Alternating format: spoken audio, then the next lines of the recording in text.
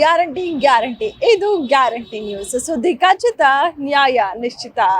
ಕಾಂಗ್ರೆಸ್ ಇವತ್ತು ರಾಷ್ಟ್ರ ಮಟ್ಟದಲ್ಲಿ ಅಂದ್ರೆ ದೆಹಲಿಯಲ್ಲಿ ಕೇಂದ್ರ ಸರ್ಕಾರ ಹಾಗೂ ಚುನಾವಣಾ ಆಯೋಗದ ವಿರುದ್ಧ ಸಿಡಿದೆದ್ದಿದೆ ಅಂತಾನೆ ಹೇಳ್ಬೋದು. ಹೌದು, ವೋಟ್ ಚೋರಿ ವಿಚಾರವಾಗಿ ರಾಹುಲ್ ಗಾಂಧಿ ಸೇರಿದಂತೆ ಸೋನಿಯಾ ಗಾಂಧಿ ಎಲ್ಲ ಕಾಂಗ್ರೆಸ್ನ ನಾಯಕರು ಸಹ ಗಂಭೀರ ಆರೋಪವನ್ನ ಮಾಡಿದ್ರು. ಮತಗಳ್ಳತನ ಆಗ್ತಾ ಇದೆ, ಅದರಲ್ಲೂ ಲೋಕಸಭೆಯ ಕೇಂದ್ರ ಕ್ಷೇತ್ರಗಳಲ್ಲಿ ಮತಗಳ್ಳತನ ಆಗಿದೆ, ಆಳಂದದಲ್ಲಿ ಆಗಿದೆ ಅನ್ನುವಂತಹ ವಿಚಾರವನ್ನ ಇಟ್ಕೊಂಡು ಬೆಂಗಳೂರಿನಲ್ಲಿ ಮೊದಲ ಬಾರಿ ಒಂದು ಮತಚೋರಿ ವಿಚಾರವಾಗಿ ಬೃಹತ್ ಪ್ರತಿಭಟನೆಯನ್ನ ಮಾಡಿದ್ರು. ಅದೇ ರೀತಿಯಾಗಿ ಚುನಾವಣಾ ಆಯೋಗದ ಮೇಲೂ ಕೂಡ ಗಂಭೀರ ಆರೋಪವನ್ನ ಮಾಡಿದಂತಹ ರಾಹುಲ್ ಗಾಂಧಿ ಅವರು ಬೇರೆ ಬೇರೆ ರಾಜ್ಯಗಳ ಮಾಹಿತಿಯನ್ನ ಕೂಡ ಪಡೆದುಕೊಂಡು ಎಲ್ಲೆಲ್ಲಿ ಮತಗಳ್ಳತನ ಆಗಿದೆ, ಯಾವ್ಯಾವ ರೀತಿ ಆಗಿದೆ ಎಲ್ಲದನ್ನ ಕೂಡ ಪಡೆದುಕೊಂಡು ಇದೀಗ ಅಂದ್ರೆ ಸಾಕಷ್ಟು ಸಹಿ ಸಂಗ್ರಹ ಅಭಿಯಾನ ಎಲ್ಲವನ್ನ ಕೂಡ ನಡೆಸಿ ಇದೀಗ ದೆಹಲಿಯಲ್ಲಿ ಇವತ್ತು ಮತಗಳ್ಳತನ ವಿಚಾರವಾಗಿ ಬೃಹತ್ ಪ್ರತಿಭಟನೆಯನ್ನ ಇವತ್ತು ಮಾಡ್ತಾ ಇದ್ದಾರೆ ಅಂತಾನೆ ಹೇಳ್ಬೋದು. ಇದರ ಜೊತೆಗೆ ಇದೀಗ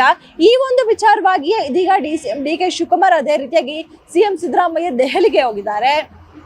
ದೆಹಲಿಯಲ್ಲಿ ಬರೀ ಇವರಿಬ್ರು ಮಾತ್ರ ಹೋಗಿಲ್ಲ, ಸಿಎಂ ಆಪ್ತ ಶಾಸಕರು, ಆಪ್ತ ಸಚಿವರು, ಅದೇ ರೀತಿಯಾಗಿ ಡಿ.ಸಿ.ಎಂ ಡಿ.ಕೆ. ಶಿವಕುಮಾರ್ ಅವರ ಆಪ್ತ ಶಾಸಕರು, ಆಪ್ತ ಸಚಿವರು ಕೂಡ ಈಗಾಗಲೇ ದೆಹಲಿಯಲ್ಲಿರುವಂಥದ್ದು ಈ ಒಂದು ಪ್ರತಿಭಟನೆ ವಿಚಾರವಾಗಿ.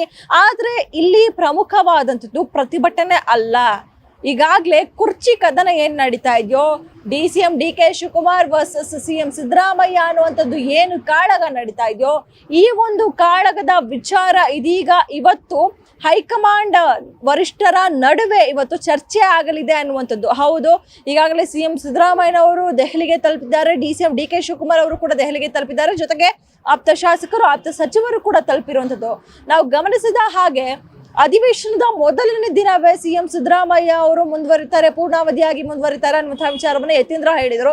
ಯಾವಾಗ ಯತೀಂದ್ರ ಅವರು ಒಂದು ಹೇಳಿಕೆಯನ್ನ ಕೊಟ್ಟರು, ಅತ್ತ ಡಿ.ಸಿ.ಎಂ ಆಪ್ತ ಶಾಸಕರು ಕೂಡ ಡಿ.ಸಿ.ಎಂ ಅಂದ್ರೆ ಡಿ.ಕೆ. ಶಿವಕುಮಾರ್ ಅವರೇ ಸಿಎಂ ಆಗ್ಬೇಕು, ಅದೇ ನಮ್ಮ ಧ್ಯೇಯ ಅಂತ ಇಕ್ಬಾಲ್ ಹುಸೇನ್ ಸೇರಿದಂತೆ ಪ್ರಮುಖ ಶಾಸಕರು ಕೂಡ ಹೇಳಿಕೆಗಳನ್ನ ಕೊಡ್ತಾ ಇದ್ರು. ಸೊ ಹೀಗಾಗಿ ಏನು ಇಲ್ಲಿದ್ದಂತಹ ಕದನ ಇದೀಗ ದೆಹಲಿಗೆ ಶಿಫ್ಟ್ ಆಗಿದ್ಯಾ ಇವತ್ತು ಅನ್ನುವಂತಹ ಅನುಮಾನ ವ್ಯಕ್ತವಾಗ್ತಾ ಇದೆ. ಹೌದು, ಯಾಕಂದ್ರೆ ಡಿ.ಕೆ. ಶಿವಕುಮಾರ್ ಅವರು ಬರೀ ಪ್ರತಿಭಟನೆಗೆ ಮಾತ್ರ ಹೋಗಿಲ್ಲ, ವರಿಷ್ಠರನ್ನ ಭೇಟಿಯಾಗಿ ವರಿಷ್ಠರ ಬಳಿ ಒಂದು ಒಪ್ಪಂದ ಏನಾಗಿತ್ತು ಅಂದ್ರೆ 2.5 ವರ್ಷದ ಒಪ್ಪಂದ ಏನಾಗಿತ್ತು, ಈ ಒಂದು ವಿಚಾರದ ಬಗ್ಗೆ ಚರ್ಚೆ ಮಾಡ್ತಾರೆ ಅನ್ನುವಂತಹ ಮಾಹಿತಿಗಳು ಸದ್ಯ ಲಭ್ಯವಾಗ್ತಾ ಇದೆ. ಇದರ ಜೊತೆಗೆ ಸಿಎಂ ಸಿದ್ದರಾಮಯ್ಯ ಅವರು ಕೂಡ ವರಿಷ್ಠರ ಜೊತೆಗೆ ಅಂದ್ರೆ ಕಾಂಗ್ರೆಸ್ ಕಚೇರಿಯಲ್ಲಿ ಭೋಜನ ಕೂಟದ ವೇಳೆ ಅಲ್ಲೂ ಕೂಡ ವರಿಷ್ಠರ ಜೊತೆಗೆ ಚರ್ಚೆಯನ್ನ ಮಾಡ್ತಾರೆ ಈ ಒಂದು ವಿಚಾರವಾಗಿ. ಅಂದ್ರೆ ಶಾಸಕರು ಎಲುಬಿಲ್ಲದಂಗೆ ಮಾತನಾಡ್ತಾ ಇದ್ದಾರೆ, ಬಾಯಿಗೆ ಬಂದಾಗ ಮಾತನಾಡ್ತಾ ಇದ್ದಾರೆ, ಎಗ್ಗಿಲ್ದಂಗೆ ಮಾತಾಡ್ತಾ ಇದ್ದಾರೆ ಅನ್ನುವಂತಹ ವಿಚಾರವನ್ನ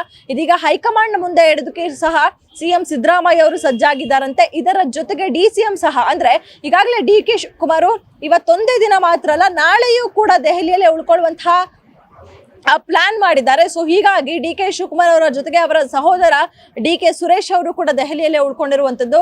ಸೊ ಹೀಗಾಗಿ ಇವರಿಬ್ರು ಕೂಡ ವರಿಷ್ಠರನ್ನ ಭೇಟಿ ಆಗೋದಕ್ಕೆ ಪ್ರಯತ್ನವನ್ನ ಪಡ್ತಾ ಇದ್ದಾರೆ. ಆದ್ರೆ ಇದರ ಜೊತೆಗೆ ಇವರಿಬ್ರು ಕೊಡ್ತಾ ಇರುವಂತಹ ಕಾರಣಗಳೇನಂತಂದ್ರೆ ಈಗಾಗಲೇ ನ್ಯಾಷನಲ್ ಹೆರಾಲ್ಡ್ ವಿಚಾರವಾಗಿ ಇಬ್ರಿಗೂ ಕೂಡ ನೋಟಿಸ್ ಬಂದಿರುವಂತದ್ದು. ಸೊ ಹೀಗಾಗಿ ಈ ಒಂದು ವಿಚಾರವಾಗಿ ನಾವು ವರಿಷ್ಠರನ್ನ ಭೇಟಿ ಆಗ್ತೇವೆ ಅಥವಾ ಬೇರೆ ಹಿರಿಯ ನಾಯಕರನ್ನ ಭೇಟಿ ಆಗ್ತೀವಿ, ಈ ಒಂದು ವಿಚಾರವಾಗಿ ಚರ್ಚೆ ಮಾಡೋದಕ್ಕೆ ನಾವಿಲ್ಲಿದ್ದೇವೆ, ಈ ಕೇಸ್ ವಿಚಾರವಾಗಿ ಅನ್ನುವಂತಹ ನೆಪಗಳನ್ನ ಕೊಡೋದ್ರ ಮೂಲಕ ಇದೀಗ ಹೈಕಮಾಂಡ್ ನಾಯಕರ ಭೇಟಿಗೆ ಸಾಕಷ್ಟು ಕಸರತ್ತು ನಡೆಸ್ತಾ ಇದ್ದಾರೆ ಅನ್ನುವಂಥದ್ದು. ಹೌದು, ವರಿಷ್ಠರ ಜೊತೆ ಕೂತು ಏನಾಗಿದೆ, ಏನ್ ಹೋಗಿದೆ, ಯತೀಂದ್ರ ಸಿದ್ದರಾಮಯ್ಯ ಅವರ ಹೇಳಿಕೆಗಳನ್ನ ಕೂಡ ಇದೀಗ ಹೈಕಮಾಂಡ್ ಗಮನ ತರೋದಕ್ಕೆ, ಯಾಕಂದ್ರೆ ಎಲ್ಲೂ ಕೂಡ ಬಹಿರಂಗವಾಗಿ ಮಾತನಾಡಬಾರ್ದು ಅಂತ ಹೈಕಮಾಂಡ್ ಸೂಚನೆ ಆಗಿತ್ತು. ಅದರಲ್ಲೂ ಕಾಂಗ್ರೆಸ್ ನಲ್ಲಿ ಮಾತನಾಡಿದ್ರೆ ಟಕ್ ಅನ್ನುವಂತಹ ಹಾಗೆ ನೋಟಿಸ್ ಅನ್ನ ಕೊಡ್ತಾರೆ. ಸೊ ಹೀಗಾಗಿ ಯತೀಂದ್ರ ಸಿದ್ದರಾಮಯ್ಯ ಅವ್ರು ಮಾತಾಡಿದ್ರೆ ಅವ್ರಿಗೆ ನೋಟಿಸ್ ಇಲ್ವಾ ಅನ್ನುವಂತಹ ವಿಚಾರವನ್ನ ಕೂಡ ಸಾಕಷ್ಟು ಶಾಸಕರು ಧ್ವನಿ ಎತ್ತಿದ್ರು. ಸೊ ಹೀಗಾಗಿ ಈ ಒಂದು ವಿಚಾರವನ್ನ ಕೂಡ ಡಿ.ಕೆ. ಶಿವಕುಮಾರ್ ಅವರು ವರಿಷ್ಠರಿಗೆ ಮುಟ್ಟಿಸುವಂತಹ ಕೆಲಸವನ್ನ ಮಾಡ್ತಾರೆ ಅನ್ನುವಂತಹ ಮಾಹಿತಿ ಕೂಡ ಲಭ್ಯವಾಗ್ತಾ ಇದೆ. ಸೊ ಹೀಗಾಗಿ ಅಂದ್ರೆ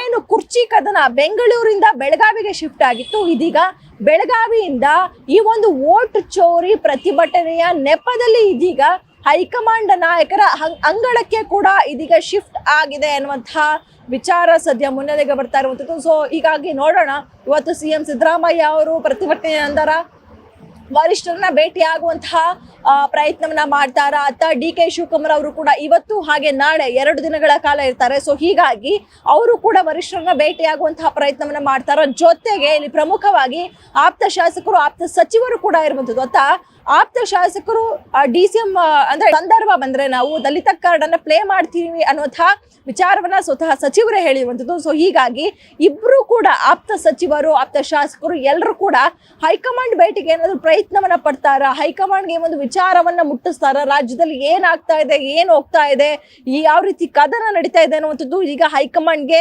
ಮುಟ್ಟುತ್ತಾ ಅನ್ನುವಂಥದ್ದು ಸಹ ಸಾಕಷ್ಟು ಕುತೂಹಲ ಮೂಡಿಸ್ತಾ ಇರುವಂತದ್ದು. ಕ್ಯಾಮ್ರಾ ಪರ್ಸನ್ ವಿನಯ್ ಜೊತೆ ಕವನ Shivanna, guarantee news, Bengaluru. Guarantee news, ಸುದ್ದಿ ಖಚಿತ, ನ್ಯಾಯ ನಿಶ್ಚಿತ.